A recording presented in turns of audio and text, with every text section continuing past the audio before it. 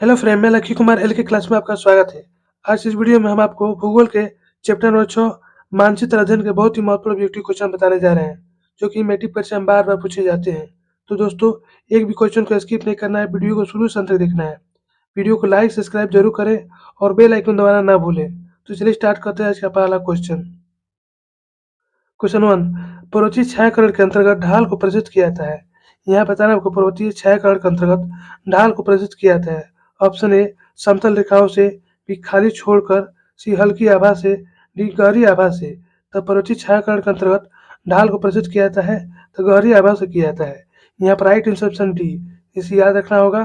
चलिए अगला क्वेश्चन देखते हैं। क्वेश्चन 2, पर्वतीय छायाकरण के विधि में भू आकृतियों पर किस दिशा में प्रकाश पड़ने की कल्पना की जाती है। यहाँ बताना आपको पर्वतीय छायाकरण विधि में भू आकृतियों पर किस दिशा में प्रकाश पड़ने की कल्पना की जाती है। ऑप्शन ए, उत्तर पूर्व, बी, पूर्व दक्षिण, सी, उत्तर पश्चिम, डी, दक्षिण पश्चिम। तो पर्वतीय छायाकरण विधि में भू आकृतियों पर किस दिशा में प्रकाश पड़ने की कल्पना की जाती है, तो उत्तर पश्चिम दिशा में। यहाँ पर राइट आंसर ऑप्शन सी हो गया है। चलिए अगला क्वेश्चन देखते हैं। क्वेश्चन 3, हेचुर विधि का विकास करने वाले लेहमान किस देश के निवासी थे। ये भी काफी महत्वपूर्ण क्वेश्चन है। यहाँ बताना आपको हेचुर विधि का विकास करने वाले लेहमान किस देश के निवासी थे। ऑप्शन है ब्रिटेन, बी, ऑस्ट्रेलिया, सी, भारत, डी, पाकिस्तान। तो हेचुर विधि के विकास करने वाले लेहमान किस देश के निवासी थे, तो ऑस्ट्रेलिया के थे। यहाँ पर राइट आंसर ऑप्शन बी, इसे याद रखना होगा। चलिए अगला क्वेश्चन देखते हैं। क्वेश्चन 4, हेचुर विधि के प्रतिपादक कौन थे। ये भी काफी महत्वपूर्ण क्वेश्चन है। यहाँ बता रहा हूँ हेचुर विधि के प्रतिपादन कौन थे। Option A, Jackson Major, Lehmann, B, एन कुर्कुइस, सी, सीवी रमन, डी, इनमें से कोई नहीं। तो हेचुर विधि के प्रतिपादन कौन थे, तो जैक्सन मेजर, लेहमैन। यहाँ पर राइट आंसर ऑप्शन ए, इसे याद रखना होगा। चलिए अगला क्वेश्चन देखते हैं। क्वेश्चन 5, उच्चवाच प्रदर्शन के लिए हेचुर विधि का विकास किसने किया था। यह भी काफी महत्वपूर्ण क्वेश्चन है। यहाँ बताना उच्चवाच प्रदर्शन के लिए हेचुर विधि का विकास किसने किया था। ऑप्शन ए, गुटेनबर्ग ने, बी, लेहमान ने, सी, गीगर ने, डी, रिटर ने। तो उच्चवाच प्रदर्शन के लिए हेचुर विधि का विकास किसने किया था, तो लेहमान ने किए थे। यहाँ पर राइट आंसर ऑप्शन बी, इसे याद रखना होगा। चलिए अगला क्वेश्चन देखते हैं। क्वेश्चन 6, हेचुर विधि में ढालू हिस्सा किस रंग से दिखाई देता है। ये भी काफी महत्वपूर्ण क्वेश्चन है। यहाँ बताना आपको हेचुर विधि में ढालू हिस्सा किस रंग का दिखाई देता है। ऑप्शन है पीला, बी, नीला, सी, काला, डी, हरा। तो हेचुर विधि में ढालू हिस्सा किस रंग का दिखाई देता है, तो काला रंग का दिखाई देता है। यहाँ पर राइट आंसर ऑप्शन सी, इसे याद रखना होगा।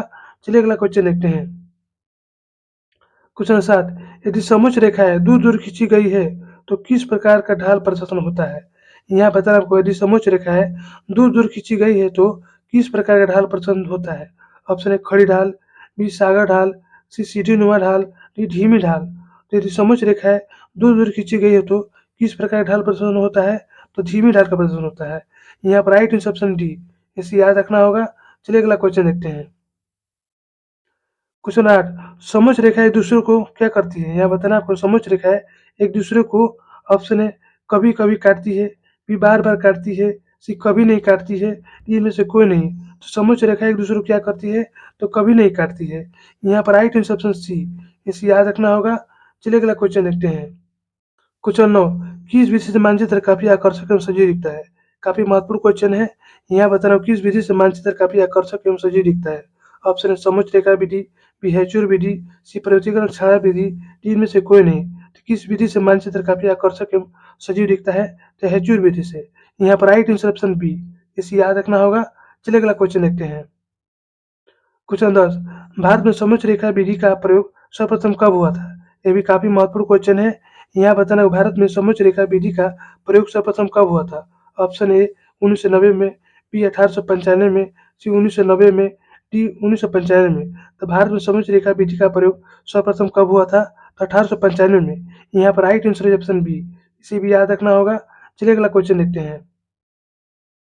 क्वेश्चन 11, सीढ़ीनुमा ढाल दिखाने के लिए कितनी समोच्च रेखाएं निश्चित अंतराल पर बनाई जाती है। यहाँ बताना आपको सीढ़ीनुमा ढाल दिखाने के लिए कितनी समोच्च रेखाएं निश्चित अंतराल पर दिखाई जाती है। ऑप्शन है 4 4, बी, 3 3, सी, 2 2, डी, 5 5।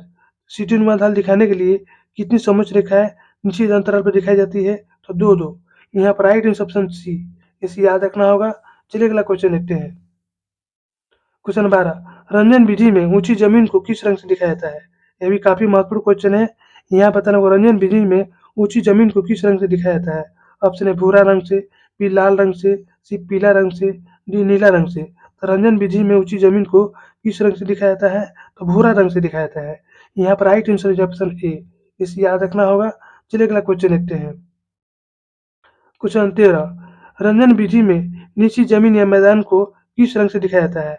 यहाँ बता रहा हूँ रंजन विधि में नीची जमीन या मैदान को किस रंग से दिखाया जाता है? ऑप्शन है हरे तथा पीले रंग से, बी भूरे रंग से, सी पीले रंग से, डी नीले रंग से।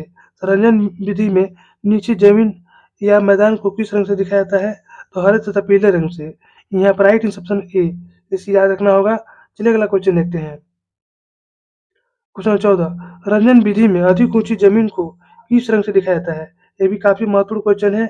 यहाँ बताना आपको रंजन विधि में अधिक ऊंची जमीन को किस रंग से दिखाया जाता है?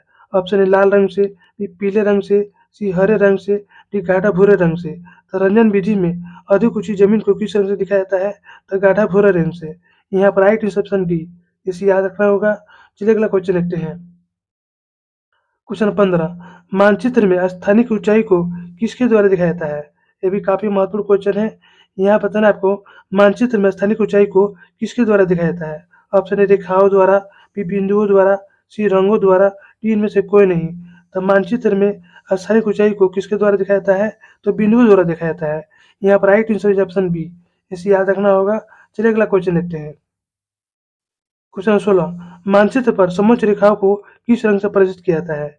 यह भी काफी महत्वपूर्ण क्वेश्चन है। यहाँ बताना आपको मानचित्र पर समोच्च रेखाओं को किस रंग से प्रदर्शित किया जाता है?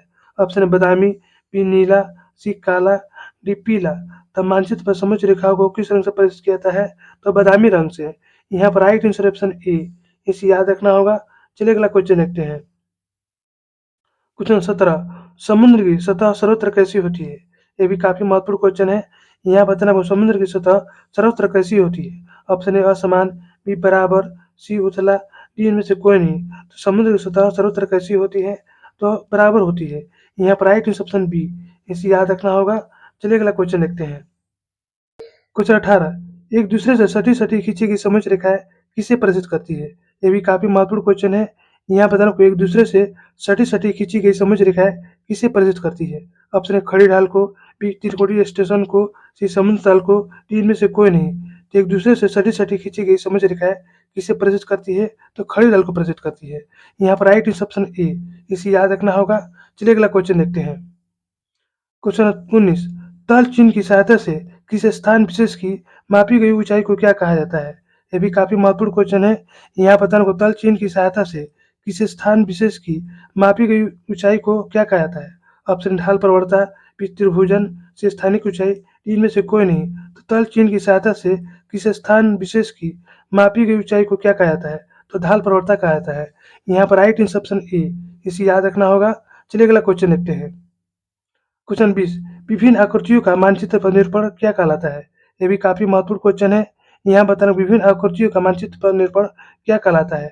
ऑप्शन है उच्चवाच निरूपण, बी मानचित्र, सी त्रियामी, डी द्वियामी। तो विभिन्न आकृतियों का मानचित्र पर निरूपण क्या कहलाता है? तो उच्चवाच निरूपण।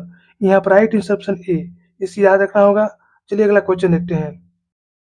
क्वेश्चन 21, स्तर रंजन विधि के अंतर्गत मानचित्र में नीले रंग से किस भाग को लिखा जाता है? ये भी काफी महत्वपूर्ण क्वेश्चन है। यहाँ बताना आपको स्तर रंजन विधि के अंतर्गत मानचित्र में नीले रंग से किस भाग को लिखा जाता है? ऑप्शन है पर्वत, बी पठार, सी मैदान, डी जल। तो स्तर रंजन विधि के अंतर्गत मानचित्र में नीले रंग से किस भाग को लिखा जाता है? तो जल को लिखा जाता है। यहाँ पर राइट ऑप्शन डी, इसे याद रखना होगा। तो दोस्तों यही पर हमारा वीडियो समाप्त होता है। यदि मेरा वीडियो आपको अच्छी लगी तो इसे लाइक सब्सक्राइब जरूर करें और बेल आइकन जरूर जरूर दबाएं, नए वीडियो को नोटिफिकेशन आपको मिलता रहे।